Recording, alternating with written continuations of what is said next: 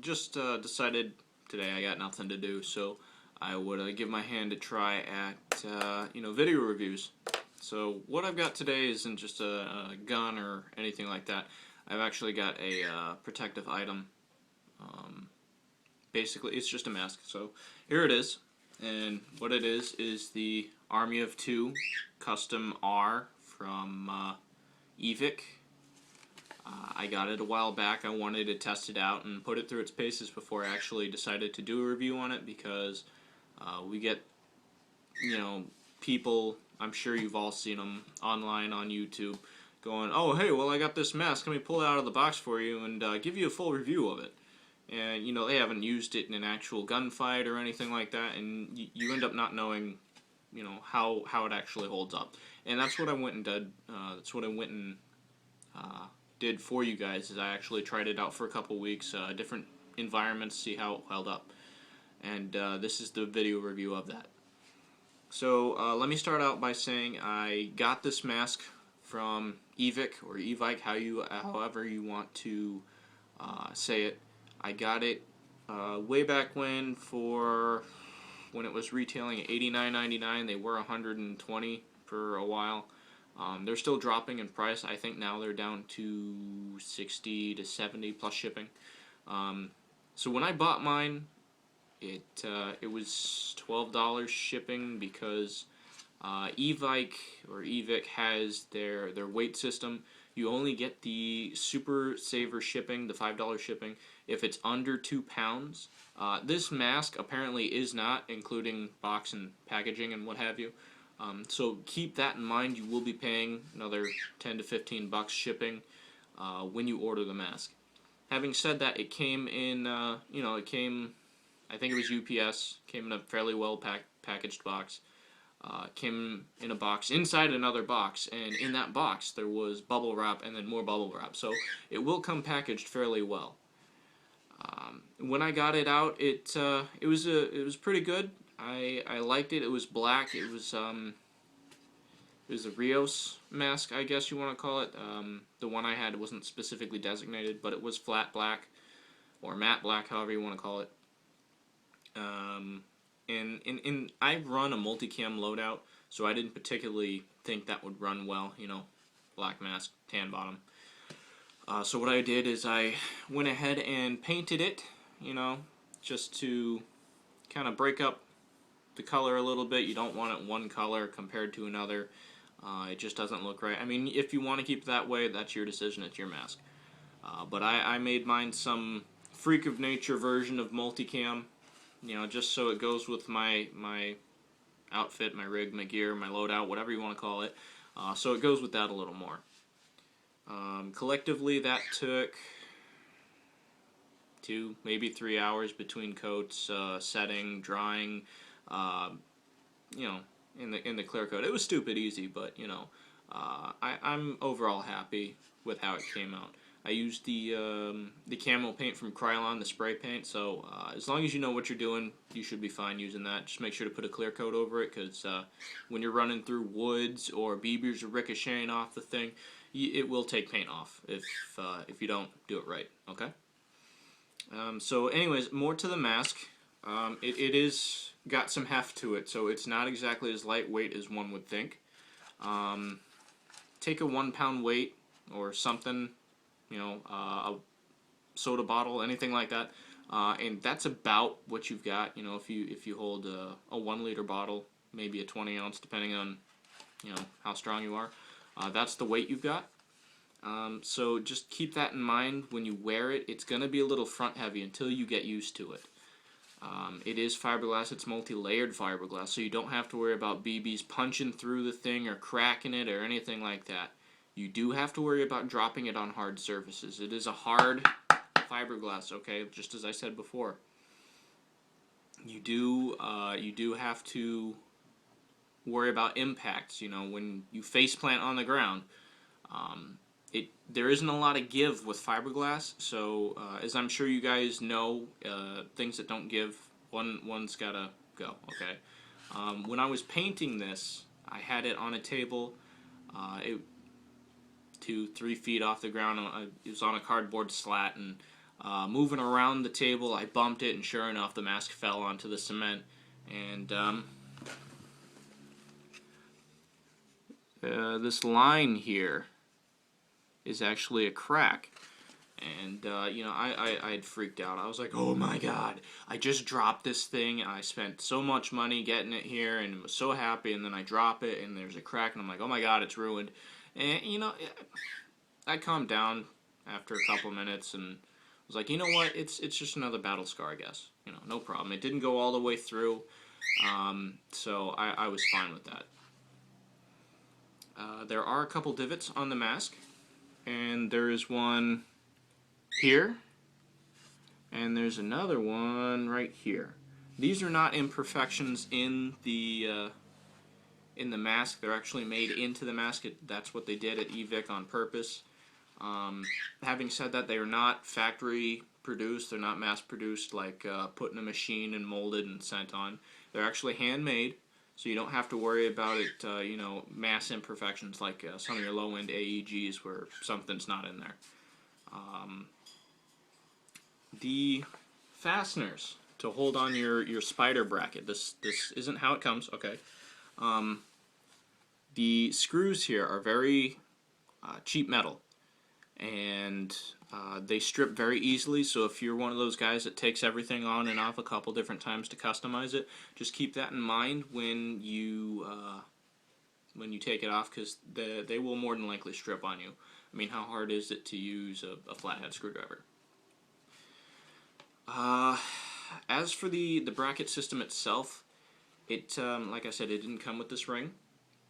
It came with this thing, this EVIC, you know, custom fiberglass spider bracket holder thing, and it's got padding on it, so you know it's cool.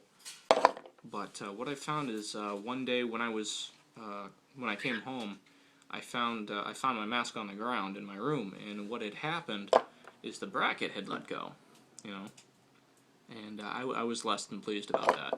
So what I did is I took some wire that I had just lying around, and I wrapped it around probably a paint can or, you know, aerosol, the spray paints, and I wrapped it around that, and then put little electrical tape mounds so so it did it anyway, but so the loops don't actually move around back and forth, and it holds all day. Yeah. And you know, with the space in the middle, I actually have I mean, I'm pretty sure everyone has something similar, but there's a bump on the back of my head. It's just the way it's always been, and this allows it just to sit more towards the middle, so it's not actually pushing up against it and get uncomfortable. This plate actually, it's a little uncomfortable if you have an imperfection in your head. Okay, so those of you getting whacked in the back of the head and having lumps and everything, it may be a little uncomfortable. On the inside, we've got a black finish. Apparently that's some sort of rubberized paint of some kind. It doesn't feel like rubber, but basically that's just to seal the inside of it, and it doesn't smell like fiberglass or anything like that. You also have padding all the way around, all the way around here, okay, all over the side of the face. Everything that makes contact with your head will have padding. And then they've got some right here in the forehead. Okay, so here and here are all covered, and it's actually very comfortable. It hugs your face really well. I enjoy using this mask. When they make the mask, when they layer everything in, they do a couple layers, and then they put the mesh wiring, the 22 gauge metal. I think it's steel, but don't quote me on that. They put that in, and then they layer more layers on top of it. So they're not gonna, you know, able to get punched out by a BB and come back shooting at your eyes. Having said that, you do want to wear lenses behind these things, okay? At least when you're doing close quarters or playing with some noob that doesn't have good BBs. You know, the Walmart brand translucent green, blue, red pieces of crap. They do tend to shatter, as any good airsofter knows, and you know, you don't want that getting into your eye. Okay, so what I did is I actually took some shooter glasses that you would take to a gun club to use, your safety glasses, and the yellow ones, I took them off the bracket and I trimmed them down a little bit, and I put neodymium magnets on the different corners of them. And they just clip into the back, and then my eyes are protected from lenses. A lot of sanctioned fields up here in Massachusetts, where I live, and down in Connecticut, where I go to play sometimes, they're cool with that. As long as you ask them first, you don't just go out there with messages and they're like, hey, no, you can't use that.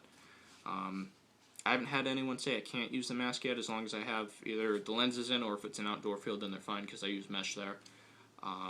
But no, they're fine with it. Everyone that I play alongside, they can easily identify me with this. I mean, how many people have this kind of messed up paint? Seriously. There's a couple different schemes, different versions of the mask on Evic. If you don't like just the plain Jane model, there's all sorts of themed ones you can pick up, and they range in price. So let me go ahead and demonstrate this for you. Let me put it on. It's actually pretty easy to put on. Like I said, it's very comfortable. Because they're handmade, the top screw may not be straight dead center, maybe off to one side or the other. In my case, it's off to my right, so I had to get used to the band being a little off more towards the right. I'm sure you can hear me just fine. That's a point I wanted to bring up. These holes here, they actually help project your voice a little bit, but it does resonate back and forth because this is just this is an empty spot. So you will have to learn how to speak up a little bit when you're using the mask. There's no ear protection. Okay. And, that's not a huge deal, except for when your buddies are behind you shooting you. I had that happen to me. I didn't like it. So you may want to think about putting, a panel about that if you're tool savvy and you know how to do that. It doesn't, like I said, it doesn't cover the ear, but if you wear comms that go over your ear, like the big band ones for the fast helmets, you may have an issue with that. I use a throat mic myself, or I just use a plain radio, so I don't have much of an issue. There is no real room to put anything in here. It's pretty set to your face. You have maybe, I don't know, between the eyes, maybe a 1/4 inch, maybe an inch, depending on how deep your eyes go back, of space between the mask. So, just keep that in mind. Vision is actually not as limited as one would think. They say your vision, peripheral vision, is, between 180 to 200 degrees, depending on which way you're looking. This makes it about probably 160, 170. So as long as you know how to move around things, you can pop your head out. You can pretty much. It's not really intrusive. It's not a factor. Just keep aware of that. Another thing is for people who use optics, especially scopes, DMR, sniper, anyone who's a real big precision shooter. This is actually a little intrusive. Okay, when you're trying to line up with your scope, and I'll show you what I mean. Just get a rifle here.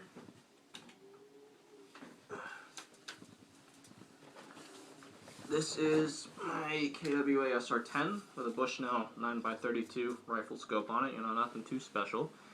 But you've got your normal crane stock, and when you go to line up, it may look to you like it's okay, but I can't see. Okay, my eyes are actually up here. In order to actually look through it, I have to look down here, and my head has to be way bent. Okay. Conversely,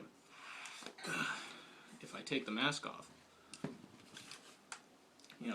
I can sit there, look through the scope, and not have to worry about it too much. Okay, because my head's more slanted, less inclined, and it's less painful. If I'm, just out doing whatever on the field and I'm not really in a high pressure situation, I'll use the mask. But if I really need to be concentrated on a target, I need to be able to slink down to the ground while I'm prone or something like that, I will use my mesh. I've never had an issue with my meshies. I love them, but I wanted to change it up, so that's why I bought the mask.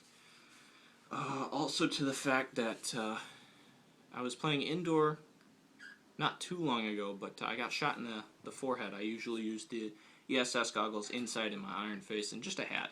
I got shot in the forehead, and obviously just a regular ball cap. There's no protecting your head. So I got shot in the head, and it hurt, and I was like, okay, no problem, suck it up. Later on that night, I got shot 2 more times in the same exact spot, and they were 3 different people. The first one was a Polar Star, so I was like, shame on me, no problem. Second one was an AEG, and the other one was an AEG. Either way, it hurt, and I stopped playing for the rest of the night. I was in so much pain. I had a golf ball on my head, and it was bleeding because same shot. I don't know how they did it. 3 different people, 3 different guns, 3 different times. That's something that you just can't make up. But anyways, it hurt, and I finally broke down and got the mask. And I've run it ever since. I do change out every now and then depending on where I'm playing. The mask does get warm. Okay, keep that in mind. Especially if you're wearing lenses underneath it, they will fog. Okay, there's not a lot of breathing when you're breathing, and the heat's going up between your eyes and the goggles and trying to get out. So keep that in mind. I haven't tried to retrofit it with a fan, but I play in a colder environment, so I don't have to worry about it too much. Baklava or baklava sounds good. Anyways, that little wrap that you see everyone wear, the Haji wrap, I guess you want to call it, that would be a good idea just because it doesn't protect anything below the chin. Other than that, I really like the mask. It's good.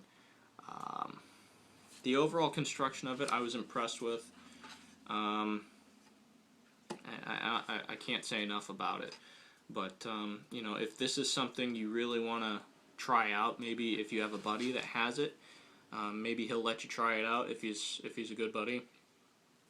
The one thing I do enjoy about it is, especially with newer players, it scares the crap out of them. You put this thing on, and you go play around, and you don't even have to say anything. You just come around the corner and be like, I've got you. I'm gonna get you. You better call out. Urgh. But, no, it's got a good intimidation factor. Other people will just be like, okay, I'm gonna kill you now. And you're like... But no, in all honesty, I think it's cool. A lot of people don't tend to use it a lot. I've run into maybe a handful of people, maybe 3 or 4 people that have that kind of mask. Obviously, none of them are painted like mine, so it's easy to tell when someone on my team is shooting. They can tell, okay, well, it's him, he's my teammate, or it's an enemy, and yep, I gotta get him. Other than that, I can't say anything else about it. If you're looking for something different, if you're looking for just something new and exciting, or just something to put up on your wall, because they do make quite a few of them, definitely check the mask out. If I didn't answer any of your questions below, please feel free to comment, and this is Reaper signing off.